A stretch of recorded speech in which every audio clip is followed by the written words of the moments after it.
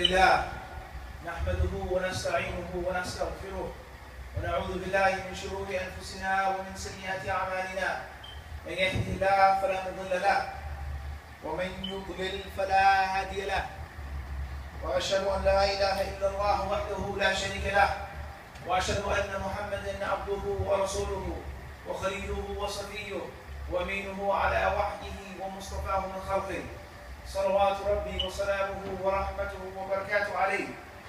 يا أيها الناس اتقوا ربكم الذي خلقكم من نفس واحدة وخلق منها زوجها وبث منهما رجالا كثيرا ونساء، واتقوا الله الذي تساءلون به والأرحام إن الله كان عليكم رقيبا. يا أيها الذين آمنوا اتقوا الله حق تقاته ولا تموتن إلا وأنتم مسلمون. يا أيها الذين آمنوا اتقوا الله وقولوا قولا سديدا يصلح لكم أعمالكم ويغفر لكم ذنوبكم، ومن يطع الله ورسوله فقد فاز فوزا عظيما. أما بعد، فإن خير الحديث وإن أصدق الحديث كتاب الله سبحانه وتعالى، وخير هدى محمد صلى الله عليه وسلم، وشر الأمور محدثاتها، وكل محدثة بدعة، وكل بدعة ضلالة، وكل ضلالة في النار. Verily all praises belong, and therefore Allah subhanahu wa ta'ala, alone without any partner. We laud Him Azza wa Jalla. We ask, we beg for His aid and His assistance. We seek His forgiveness and His mercy. And we ask for refuge from the evils of our souls and from the consequences of our misdeeds. Those individuals whom Allah subhanahu wa ta'ala guides, shows them the truth, and allows them to embrace and to accept and to submit and humble themselves to that truth, there's no one who can ever mislead them. And the poor individuals who are misled by Allah Azza wa Jalla, after they saw the guidance and blindly turned away, no one will ever be able to bring them to that which is correct. I bear witness and I testify that Allah subhanahu wa ta'ala alone without any partner is the true deity worthy of worship Azza wa Jalla. And I bear witness and I testify that Muhammad ibn Abdullah sallallahu alayhi wa alihi wa sallam is His chosen slave and messenger. O mankind, be conscious of Allah, be mindful and be watchful of the one who made you from a single soul, from which He created the pair and the mate of that soul. From the two He brought into existence countless men and women, allowing them to live and to dwell throughout Allah's spacious earth, Allah's spacious land. Be conscious of Allah subhanahu wa ta'ala and be mindful of the one who made you, the one who created you, your cherisher, your Rabb, whose name you mention, you demand your basic mutual rights and stay far away from severing the ties of kin. For indeed Allah Azza wa Jalla is a Raqib, is a hearer, is a watcher, is one who sees, is one who is all aware of all that you say and all that you do. Or you believe, fear Allah perfectly, thoroughly, consistently, wherever you may be, no matter what situation you're in, be mindful of your Lord and die not except as Muslims. O you who believe, fear Allah subhanahu wa ta'ala and speak the truth. Say that which is wholesome and positive. Be direct, be clear in that which you say.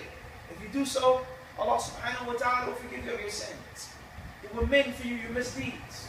And the one who obeys Allah and His Messenger has obtained the greatest success. To proceed. The most excellent speech is that of Allah subhanahu wa ta'ala.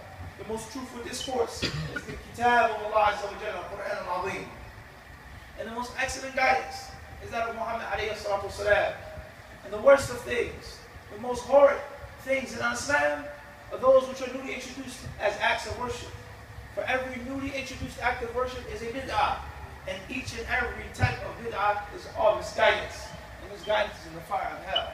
That evil place that we ask Allah subhanahu wa ta'ala to protect us from. My dear brothers and sisters in Islam, the Messenger of Allah alayhi salatu wasalam has explained to us that Allah, the Sublime and the Exalted, has sent him with many things. There are many duties. There are many tasks. There are many obligations that Allah Azza wa Jal put upon Muhammad alayhi salatu wasalam, placed upon his shoulders. The Prophet sallallahu alayhi wa sallam, in some hadith, he tells us, إِنَّمَا بُعِثْتُ لِأُتَمِّمَ مَكَارِمَ الْأَخْلَاقِ. I've only been sent to perfect good character. The Messenger of Allah alayhi salatu wasalam tells us in another authentic hadith, بُعِثْتُ بِالسَّيْفِ بَيْنَ يَدَيِ السَّاعَةِ حَتَّى يُعْبُدَ اللَّهُ وَحْدَهُ لَا شَرِيكَ لَهُ. He says, Allah has sent me.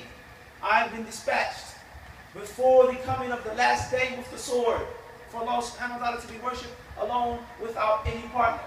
The Prophet alayhi salatu wasalam tells us, وَفِيتُ الْقُرْآنَ وَمِثْلَهُ مَعَهُ. He says, I've been given the Quran, and that which is similar to the Quran along with it. And the list goes on of the different ways and the different styles that the Prophet alayhi salatu wasalam tells us about his message and what Allah subhanahu wa ta'ala sent him with. And what was the purpose of him being sent? And from that which Allah Azza wa Jalla sent Muhammad with, is what he tells us in the authentic hadith, وَعِثْتُ بِجَوَامِعِ الْكَلِمِ. He says, I have been sent with the speech that is called jawami', this laconic speech, this comprehensive speech, this total way of speaking and talking. Allah sent me with. I can make one sentence, two sentences, one small paragraph, and it can be explained and expounded on in volumes of books. I can make one basic statement, and 5 learned men from my nation can differ over its interpretation, and each of them can extract the benefit therefrom. The Messenger of Allah ﷺ was sent with the comprehensive speech. He only had to say a little, a few brief words, but they meant so much. Al-Hasan al-Basri rahimahullah ta'ala tells us, after we come to the point that what the Messenger of Allah ﷺ was sent with a comprehensive speech is of 2 types. 2 types of jawami' al-kalim. The first is the Quran al-Kareem. When we look at the Quran, we find some of the most powerful chapters, some of the most bountiful, excellent chapters of the Quran are the shortest chapters of the Quran. Some of the strongest verses in the Quran that have the most meaning, the most weight, the most virtue, the most protection of the slave, 1 or 2 verses from the Quran. So this is from the comprehensive speech that Allah Azza wa Jalla gave Muhammad alayhi salatu. And the second type of comprehensive speech is his sunnah, the authentic hadith of the Prophet alayhi salatu. Allah tells us in the 16th chapter, إِنَّ اللَّهَ يَأْمُرُكُمْ بِالْعَدْلِ وَالْإِحْسَانِ وَإِيتَاءِ ذِي الْقُرْبَى وَيَنْهَى عَنِ الْفَحْشَاءِ وَالْمُنكَرِ وَالْبَغْيِ يَعِظُكُمْ لَعَلَّكُمْ تَذَكَّرُونَ. Allah says, verily Allah commands you, Allah orders you to be just, Allah orders you to be benevolent, Allah commands you to give those who are close, and He forbids you from everything which is indecent, everything which is obscene, everything that is extreme and outlandish. Allah forbids you from. Allah tells you to avoid baghi, aggression, transgressing the boundaries. And Allah admonishes you, perhaps that you will take admonishment. Al-Hasan al-Basri rahimahullah, the great alim of the Tabi'in, he said, إن هذه الآية لم تترك خيرا إلا أمرت به ولم تترك شرا إلا نهت عنه. This verse in the Quran hasn't left any good virtue, anything that's positive, except that it instructed you to do. Allah says, Allah commands you to be just. Be just to whom? When to be just? How to be just? Be just with yourselves. Be just with the slaves of Allah. Be just with Allah subhanahu wa ta'ala. Be just in the month of Ramadan. Be just during the day of the Eid. Be just when the month of Shawwal comes. Don't oppress yourself. Do not oppress the people. Do not transgress the boundaries. Do not behave ignorantly. And the list goes on of the comprehensive meaning of this verse. Be just. Allah did not say be equal, but He said be just. Give everyone who deserves virtue his virtue. Allah Azza wa Jalla tells us to avoid وَيَنْهَى عَنِ الْفَحْشَاءِ وَالْبَغِي وَالْمُنكَرِ. 3 things Allah tells you to stay away from. The first is al-fahsha. Anything that goes beyond the limit, that is unbearable, reprehensible, repugnant, it's ugly. Anything that is a means of going beyond your limits, and anything that is munkar, anything that is rejected and that is disacknowledged in the deen of Islam. Character, statement, belief, dress, food, drink, it's munkar. It is not from our deen. It's not from common sense. It's not from the good way of living. So we see the comprehensiveness of the Quran. As for the second type of comprehensive speech, then it is authentic sunnah.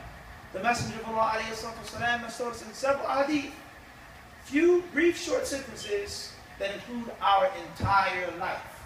And from those sentences, from those things that the Prophet ﷺ told us about, that are considered to be pillars and cornerstones of life, is the hadith of Anas ibn Malik radiallahu anhu, in which the Prophet ﷺ says, مَا قَلَّ وَكَفَى خَيْرٌ مِمَّا كَثُرَ وَأَلْهَى.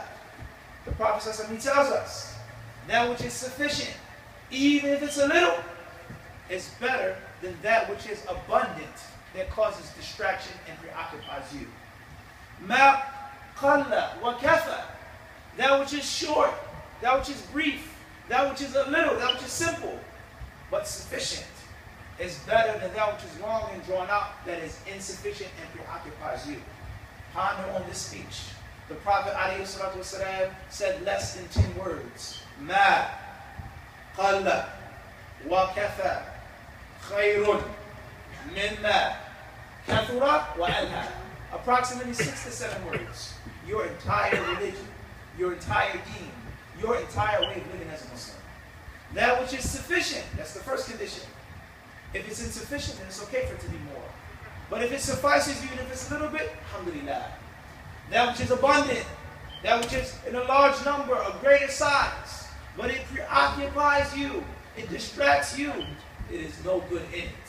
Reflect upon the words of your messenger, for indeed he was sit with this beautiful comprehensive speech. I ask Allah subhanahu wa ta'ala to allow us to understand his speech, to allow us to implement his speech, and to allow us to translate his words and his guidance into deeds. أقول ما تسمعون وأستغفر الله تعالى لي ولكم فاستغفروه إنه كان غفارا.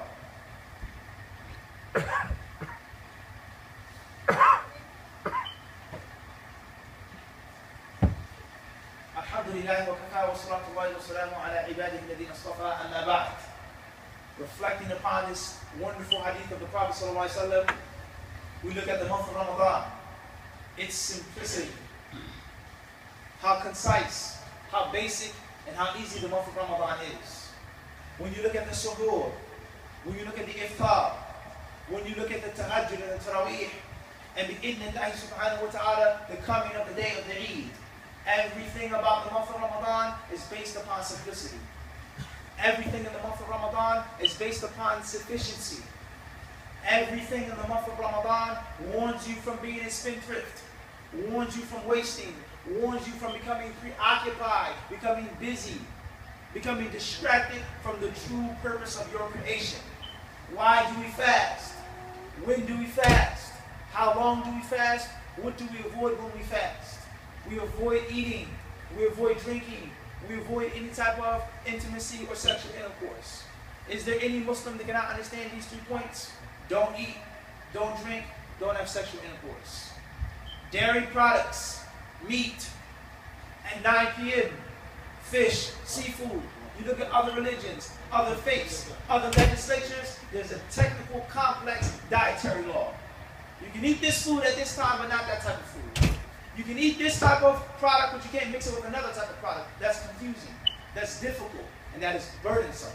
That is not simple, and that it is truly insufficient. Allah subhanahu wa ta'ala tells us about the Jews and the Christians, those who are believers, those who followed their prophets. They followed Musa alayhi salam. They followed Isa alayhi salam. They did not turn to the worship of the calf. They did not turn to the worship of the cross, but they stuck to the true message of their prophet. الَّذِي يَجِدُونَهُ مَكْتُوبًا عِنْدَهُمْ فِي التَّوْرَاةِ وَالْإِنْجِيلِ. Allah says the one, Muhammad alayhi salam, whose name that they find in the Torah and in the Injil. We know that the pagan Arabs waged war and they were adversaries with the Jews in Arabia. They used to fight, they used to war. This tribe fought against that tribe. So the Jews of Arabia, they would say that a man is coming, a prophet of God, a chosen slave of God, and when he comes, he's going to be on our side. Allah is going to send him from us, and we're going to vanquish you unlettered Arabs. So when Muhammad came, and they realized the bitter reality that he was not from them, but he was from the unlettered people, he was from the Arabs, they disbelieved in him, they rejected him, and they were jealous and they were envious. So Allah Azza wa Jal cursed them. But they remained from those Jews, they remained from those Christians who were Muslims, who believed in Muhammad sallallahu alayhi wa sallam. And they continued to practice what the Prophet told them. What does Allah say about them? The one whom they find written in the Torah and the Injil. الذي يجدونه مكتوبا عندهم في التوراة والإنجيل يأمرهم بالمعروف وينهاهم عن المنكر. He orders them with the good, forbids them from the evil. Once again, comprehensiveness. Two main pillars of the deen. Anything that is good, Muhammad tells them to do. Anything that is wrong, Muhammad tells them to avoid. Allah then tells us, وَيُحِلُّ لَهُمُ الطَّيِّبَاتِ وَيُحَرِّمُ عَلَيْهِمُ الْخَبَائِثِ وَيَضَعُ عَنْهُمْ إِصْرَهُمْ وَالْأَغْلَالَ الَّتِي كَانَتْ عَلَيْهِمْ. He makes lawful for them anything which is tayyib. He makes unlawful for them anything which is a vice. And He removes the hardships from them. We have no hardships in our religion. There are no fetters in our deen. There's nothing that is upon us as a difficulty. Eat and drink, Allah says. Be happy. When it's time to avoid eating and drinking, you avoid eating and drinking. مَا قَلَّ وَكَثَّ. That which is a little, that which is simple, is better than that which is a lot and that which occupies you and distracts you. So what did the Prophet ﷺ tell us about the day of the Eid? What do we do on that day? How do we worship Him? Do we go out and buy the most expensive clothes? Eat the most expensive foods? Do we go out and give all of our wealth? Do we sacrifice everything Allah has given us? The Prophet ﷺ says, مَا قَلَّ وَكَثَّ. That which is a little, that which is sufficient, is better than that which is abundant, which causes preoccupation. The Prophet ﷺ commanded us to pay zakat. He ordered us to give a tax, to give a charity to the poor, needy Muslims. What are we to give? How much are we to give? All of our possessions? All of our wealth? Allah Azza wa Jal did not put this hardship upon us.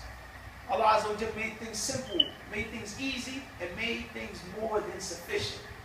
The Prophet ﷺ commanded for every Muslim man, every Muslim woman, for a simple zakat to be made, a sa'. And this word in the Arabic language, a sa', approximates to 4 handfuls of grain, 4 handfuls of foodstuff, rice, dates, wheat, oatmeal, anything that is from the majority of the people's diet, a main staple food that can be stored, dry storage. This is what most of the ulama understood from the Prophet ﷺ's speech. That zakat al-fitr has to be given out in foodstuff. And it is impermissible and invalid to give it out in monetary means. The overwhelming majority of the ulama held the view that you can give anything as long as it's from the staple food of the people of your country. No matter what that thing may be, barley or wheat, white flour, whole wheat flour, rice, cereal, and the list goes on.